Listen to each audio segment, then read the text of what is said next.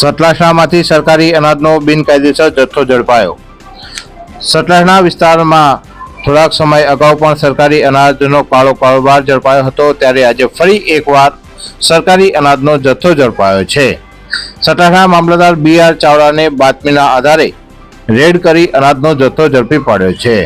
પ્રાપ્ત માહિતી અનુસાર સતલાસણાના ગોળિયાપરા વિસ્તારમાં સરકારી અનાજનો જથ્થો હોવાની બાતમી મામલતદારને મળી હતી, જેથી મામલતદારે પુરવઠા વિભાગની ટીમ અને સતલાસણા પોલીસને સાથે રાખી રેડ કરી હતી। રેડ દરમિયાન રામભાઈ વાઘેલાના ઘરમાંથી સરકારી અનાજનો જથ્થો બિનકાયદેસર હોવાથી ઝડપી પાડી કાયદેસરની કાર્યવાહી હાથ ધરવામાં આવી છે।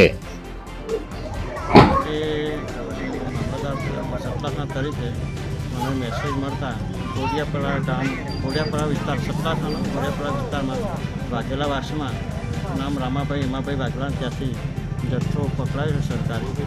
તેની ગણતરી હજી ચાલુ છે અને અમુક જથ્થો સીલ કરીને આપણે પુરવઠામાં મૂકવામાં આવે છે। લગભગ બીજી વખત બનાવ બન્યો, મારા પહેલાં ચાલે છે, જે અગાઉ પણ આ પછી પકડાયેલા છે।